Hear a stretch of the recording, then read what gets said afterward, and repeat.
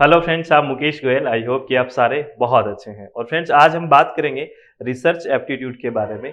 जो आपकी शोध अभिवृत्ति है उसके बारे में बात करेंगे और कुछ रिसर्च के टाइप्स के बारे में बात करेंगे जो एग्जाम के पॉइंट ऑफ व्यू से बहुत इंपॉर्टेंट है।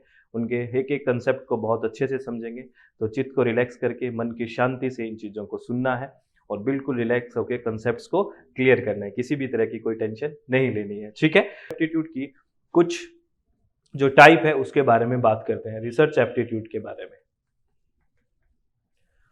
मैं कुछ बेसिक बातें करूं, ध्यान से समझना। बिल्कुल असर्शन रीजनिंग के या स्टेटमेंट्स के क्वेश्चंस बहुत आते हैं रिसर्च एप्टीट्यूड में, आपको पता है, शोध अभिवृत्ति में। तो एक एक कंसेप्ट को, सॉरी, कीवर्ड्स को समझना है। एक रिसर्च होती है जिसका नाम होता है फंडामेंटल रिसर्च, और यहाँ से क्वेश्चंस भी आए हैं। फंडामेंटल रिसर्च को हिंदी में बोलते हैं मौलिक शोध, प्योर रिसर्च भी बोलते हैं, बेसिक रिसर्च भी इसी को बोलते हैं, थ्योरेटिकल रिसर्च भी इसी को ही बोलते हैं। क्या है ये? Fundamental research. फंडामेंटल रिसर्च यानी कि मौलिक शोध। मौलिक शोध, या फिर इसी को बोलते हैं हम थ्योरेटिकल रिसर्च। इसी को बोलते हैं थ्योरेटिकल रिसर्च, यानी कि सैद्धांतिक शोध भी है एक तरह से। तो इसके नाम से ही आप समझ रहे होंगे कि ऐसी रिसर्च, ऐसी शोध जिसमें क्या, ऐसी शोध जिसमें किसका डेवलपमेंट हो? थ्योरी का डेवलपमेंट हो। किसका? थ्योरी का डेवलपमेंट हो। तो इसमें असर्शन रीजनिंग के क्वेश्चन पूछा है, उल्टा लिख देते हैं, कई बार अप्लाइड में लिख देते हैं कि थ्योरी का डेवलपमेंट। नहीं, आपको याद रखना है जो फंडामेंटल रिसर्च होती है, जो मौलिक शोध होती है, इसमें किसका निर्माण होता है? थ्योरी का विकास होता है। तो ऐसी शोध जो थ्योरी डेवलपमेंट के लिए की जाए, थ्योरी के विकास के लिए की जाए, वैसी रिसर्च को क्या कहते हैं? हम फंडामेंटल रिसर्च कहते हैं, थ्योरी की या सिद्धांत के विकास के लिए। इस कीवर्ड को याद रखना, ठीक है। और दूसरी बात, जो फंडामेंटल रिसर्च होती है जिसमें हम थ्योरी का विकास करते हैं, सिद्धांत का विकास करते हैं, उसमें हम क्या कर सकते हैं? जनरलाइजेशन कर सकते हैं। जनरलाइजेशन मतलब सामान्यीकरण कर सकते हैं। इसके पीछे का कारण क्या है? क्योंकि जो थ्योरी बना रहे हो आप, वो क्या हो, एक ब्रॉड ग्रुप पे लागू करेंगे, है ना, तभी तो इसको सामान्यीकरण करेंगे। तो ये भी क्वेश्चन पूछा जा सकता है कि फंडामेंटल रिसर्च जो करते हो आप, मौलिक शोध, क्या उसका जनरलाइजेशन या सामान्यीकरण कर सकते हो? तो आप कहोगे हाँ, इसका हम सामान्यीकरण कर सकते हैं। ठीक है फ्रेंड्स, ये बात याद रखनी है आपको कि फंडामेंटल रिसर्च में थ्योरी का विकास होता है, सिद्धांत का विकास होता है। ठीक है। दूसरी, इसी के बाद हमें पढ़नी होती है एक research, that is applied research.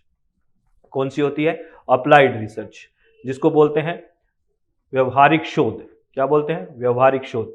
तो फ्रेंड, जो आपने थ्योरेटिकल रिसर्च पढ़ी ऊपर, है ना, या फिर फंडामेंटल रिसर्च पढ़ी, उसमें जो आपने थ्योरी का निर्माण करा, आपने कोई थ्योरी बनाई, ठीक है, सिद्धांत बनाया, उसको अप्लाई भी तो करेंगे हम। और जो हम अप्लाई करते हैं तो that is called applied research. कहीं भी अप्लाई करते हैं तो अप्लाइड रिसर्च होगी। ये व्यवहारिक एक तरह से शोध होगी, ठीक है। या फिर इसको हम ये कह सकते हैं, this is the practical form of research. इसमें प्रैक्टिकली काम किया जाता है। वहां से क्या है?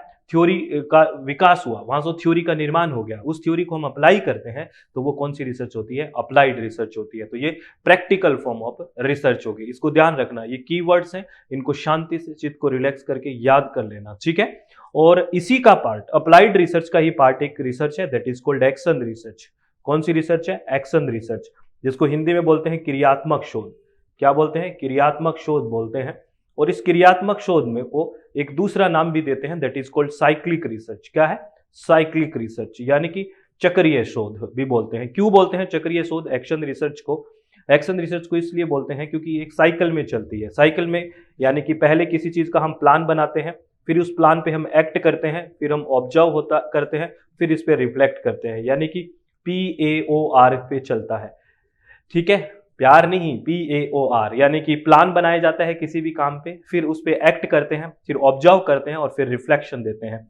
तो ये सीक्वेंस याद रखना है। कई बार यूजीसी उल्टा सीधा इस सीक्वेंस को लिख के आपको कंफ्यूज करने की कोशिश भी करेगा। आपको याद रखना है, पहले किसी काम के लिए हम प्लान बनाते हैं, फिर हम उस पर काम करते हैं, फिर ऑब्जर्व करते हैं और फिर रिफ्लेक्ट, इस साइकिल में चलता है। इसीलिए एक्शन रिसर्च को साइक्लिक रिसर्च या चक्रीय शोध भी बोला जाता है। और एक्शन रिसर्च कब की जाती है? जब किसी चीज का हम इमीडिएट सॉल्यूशन की बात करते हैं ना, इमीडिएट सॉल्यूशन जैसे शब्दों का, लोकल सॉल्यूशन जैसे शब्दों का अगर कहीं पे पता लग जाए, जो कीवर्ड्स हैं उनको देखना, वो एक्शन रिसर्च होगी। और एक्शन रिसर्च किसका पार्ट है? अप्लाइड रिसर्च का पार्ट है। किसका पार्ट है? अप्लाइड रिसर्च का पार्ट है। इस बात को भी आप ध्यान रखें, बहुत ही शांति से इन चीजों को ध्यान रखना है, ठीक है।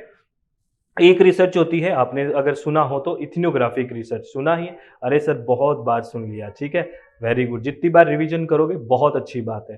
ठीक है ना। इथनोग्राफिक रिसर्च ये आजकल बहुत पूछी जाती है। इथनोग्राफिक रिसर्च यानी कि निर्जातीय शोध, ठीक है, निर्जातीय शोध, ठीक है। और निर्जातीय शोध कौन सी होती है?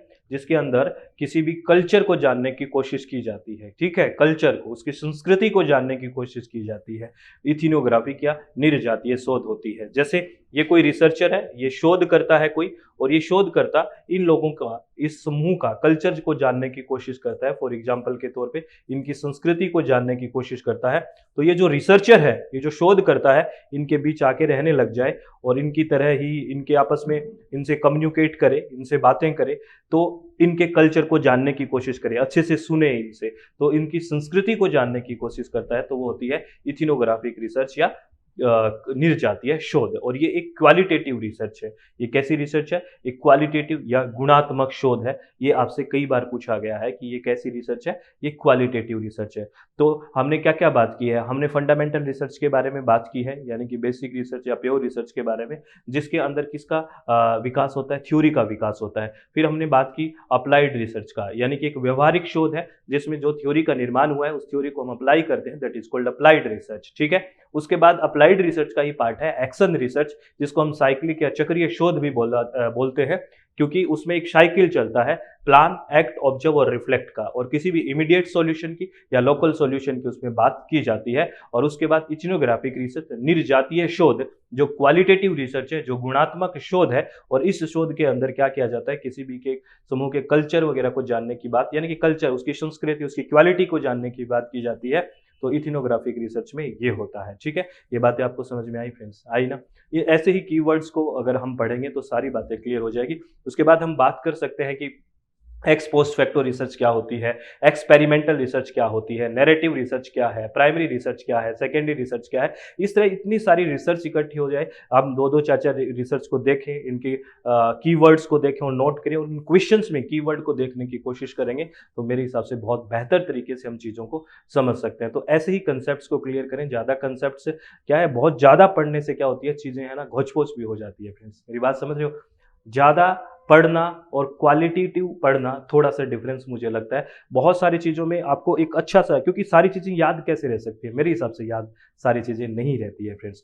तो है ना, कंसेप्ट को समझिए, फिर क्वेश्चन कैसा भी होगा तो मुझे लगता है आप बहुत बेहतर तरीके से उस चीज़ को कर पाओगे, ठीक है। तो ये सारी बातें आपको समझ में आई होगी फ्रेंड्स, बहुत अच्छे से सुना होगा आपने। तो आप लोगों को बस मैं एक ही बात कहूँगा, और सारी रिसर्च के बारे में भी हम बात करते रहेंगे, आप बिल्कुल टेंशन मत लें। इन छोटे छोटे वीडियो का मकसद यही है कि आपका जो समय है उसमें कंसेप्ट सीख जाओ आप बढ़िया से, कि हाँ मैं कंसेप्ट सीख गया हूँ, और वो याद रह जाए, और इनको कहीं कॉपी में नोट कर लो, नोटबुक में, ठीक है। और फिर 2 बार 3 बार अगर रिवाइज करोगे तो परमानेंट मेमोरी में चला जाएगा, ठीक है। बस यही चीज़ें आपको ध्यान रखनी है। और मैं आपको फिर एक इन्फॉर्मेशन दे देता हूँ फ्रेंड्स, और वो इन्फॉर्मेशन यही है कि यूजीसी नेट का पेपर 1 है, वो अभी अनअकैडमी पे पढ़ रहे हैं हम, ठीक है। अनअकैडमी पे प्लस कोर्स चल रहा है, और अनअकैडमी पे अपना एक रेफरल कोड है, दैट इज SWMG257। अगर आप ये यूज करते हो तो आपको 10% ऑफ मिल जाएगा। और सेकंड पेपर किसी का अगर इन्वायरमेंटल साइंस है, कोड नंबर 89 ईवीएस है अगर किसी का 89 का, तो इसका रजिस्ट्रेशन अपनी ऐप है SWMG, एंड्रॉइड ऐप है, इस पे रजिस्ट्रेशन चल रहे हैं। तो अगर आप विलिंग हैं तो आप ज्वाइन कर सकते हैं। और फ्रेंड्स, आप लोगों से मैं रिक्वेस्ट करता हूं कि हमेशा खुश रहें, चित्त को शांत रखें, और चीज़ों को अच्छे से समझने की पूरी कोशिश करें। सब बहुत बेहतर होगा। किसी भी तरह की टेंशन लेने से किसी भी चीज़ का कोई उपाय नहीं है, ठीक है। तो आप हमेशा खुश रहिए। All the very best. बहुत बहुत धन्यवाद सभी का।